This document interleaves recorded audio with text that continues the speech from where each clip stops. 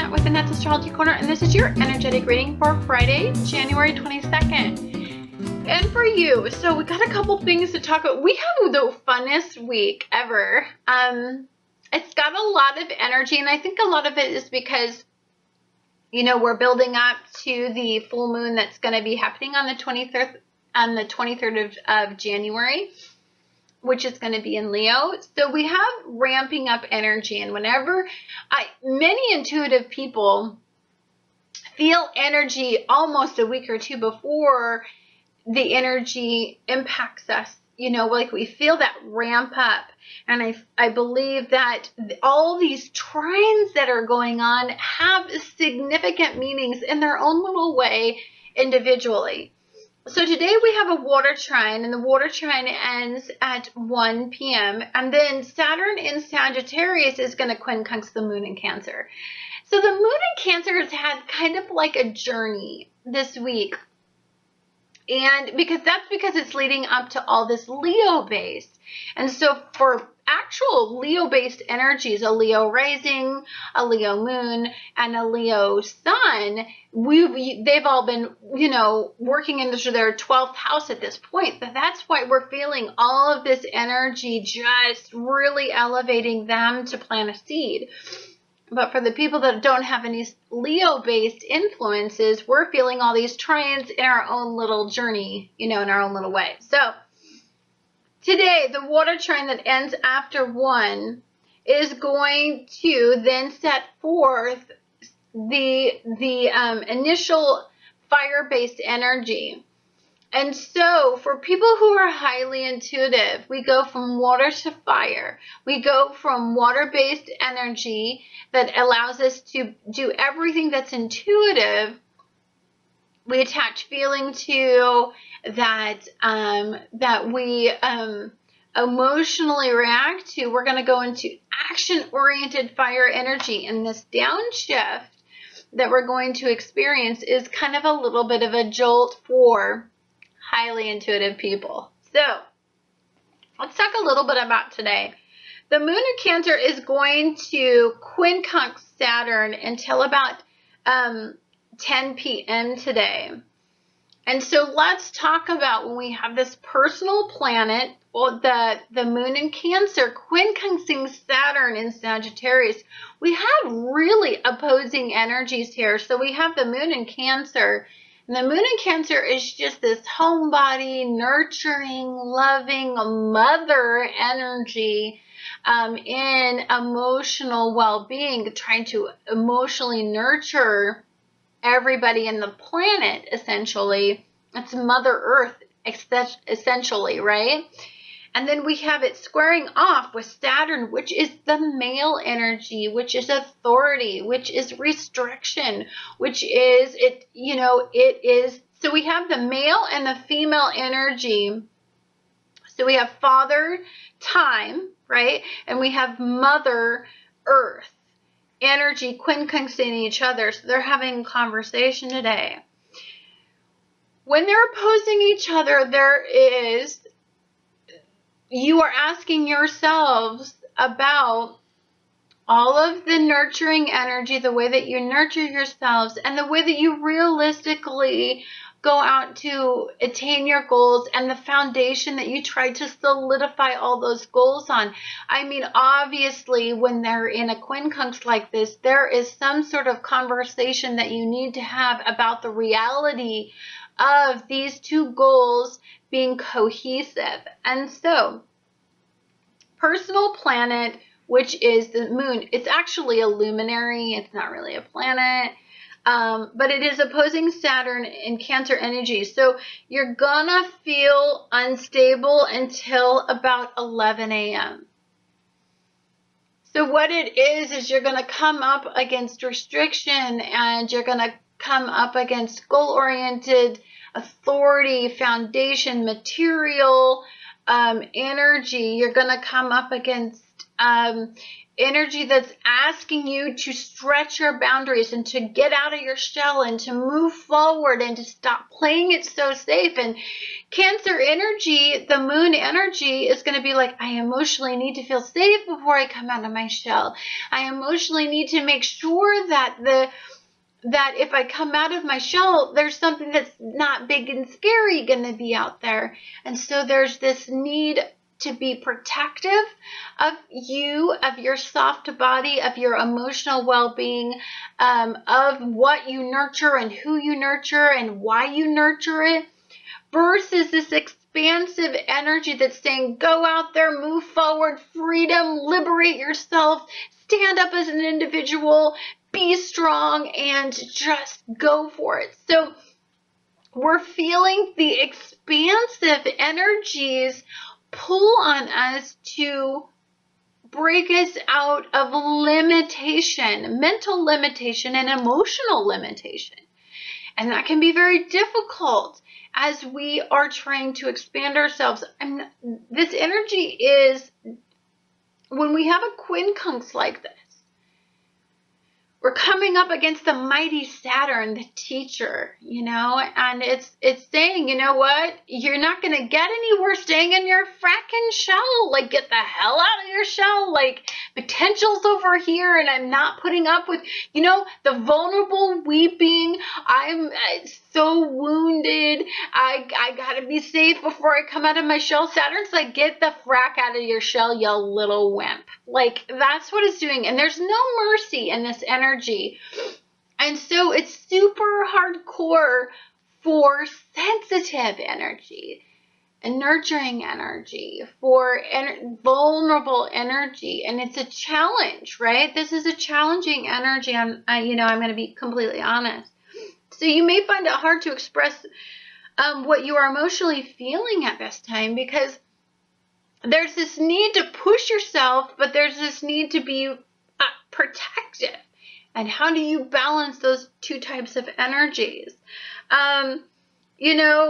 So today is going to be about reassessing what you attach safe energy to.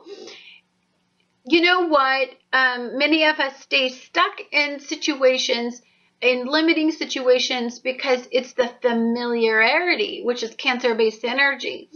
But you could be familiar in the fact that you're getting your ass kicked by your partner every day, right? You can get familiar in the fact that you have a partner that takes advantage of you and steals money from you. You could be attached to a job that doesn't pay you well, but you know what? Provides you minimal compensation. I mean, those are freaking limiting belief systems, but they're familiar, and they're where we seek some sort of, the way that Cancer energy attaches to things is that it attaches emotional familiarity to safety. And often it depends on just how valid that thought process is. This energy is going to break you free from that. Saturn is challenging that. Really, honestly, you think that partner is great? Well, that partner steals from you and takes advantage of you, doesn't work and keep up with their end of the bargain, okay? Or, that job that's not compensating you. Here's an opportunity over here to expand your potential, and they pay you this month, but you've got to walk away from what you consider family on the job, right? So that's the type of energy that we're looking at today. So we're going to want to connect with the water energy today. It is highly intuitive energy. The energy is going to be building toward the full moon. So for some of you, you want to understand, what is it that you're connecting to? When we have a water trine, I don't want to disclose the fact, I don't want to not acknowledge the fact that a water trine is powerful energy, intuitive energy, and intuitive energy is just almost better energy than logic-based energy, because it's connecting us with that second sight energy, which I think is much more elevated than logic. So I do want you to connect to that and acknowledge it, but I do want you to have respect for, if Saturn has a conversation with you and it's this quincunx conversation, then there's really honestly more to the story that you need to reevaluate. So fire energy will quincunx water-based energy, and it may generate steam in your life. And so there's this heating up, there's this feeling of, God, it's starting to get to a boiling point. I've got to make a decision. And it's unsettling, because Uranian energy is going to make your response to these opposing energies unstable. So here's the way that we know whether or not we're attaching to the right energy. Do we have peace when we're attaching to energy?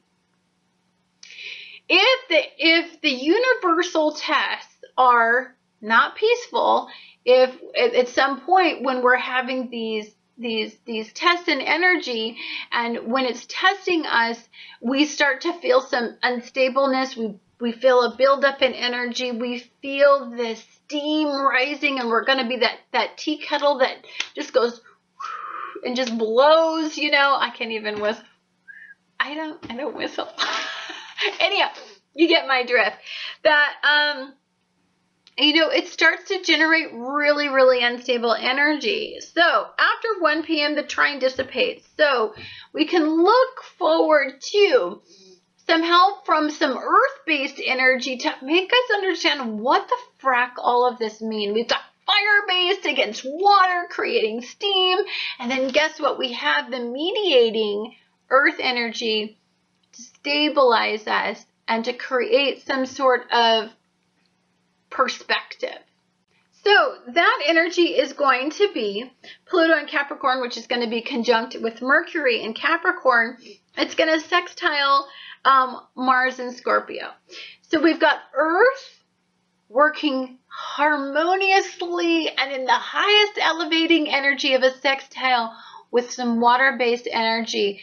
And what I love about this water-based energy, and today we have the gift, is the fact that we have Mars combined with some water. So we have directional energy. I look at Scorpio energy as the leader of water-based energy. It is firm, it's committed, it's directional, it's, assertive, it's just energy that makes us go, okay, we have this huge flow of water-based energy. We don't know what to do with it. Well, Scorpio energy calms the waters, interprets everything, compartmentalize it, and masks the energy, and allows us to do what we need to do with the energy.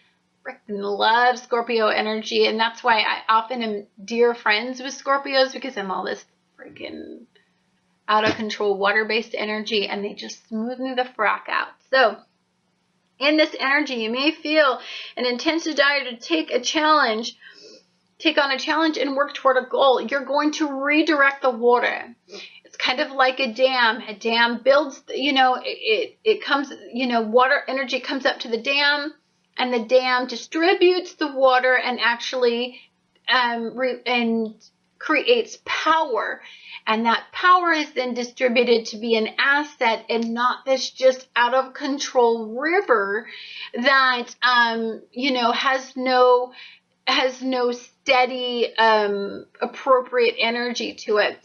A dam actually is an asset to our lives, and that is, I feel deeply, what Mars energy, or what this Mars and Scorpio energy is, a dam to all the water energy, making it directional, making it steady, and making it something that we can control the emotional distribution of what we're feeling. So,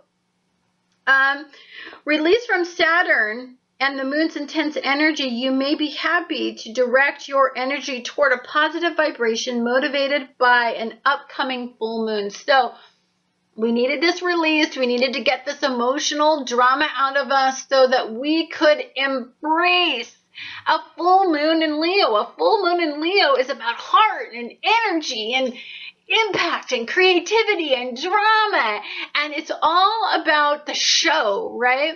We can't have all this emotional baggage dragging us down into water and in depth. And actually, you know, when water is poured on fire, it just puts the fire out. So let's release all this water-based drama right before the full moon so that we can embrace the full moon coming up. Anyhow, guys, thank you so much for watching Annette's Astrology Corner, and I look forward to talking to you guys again tomorrow.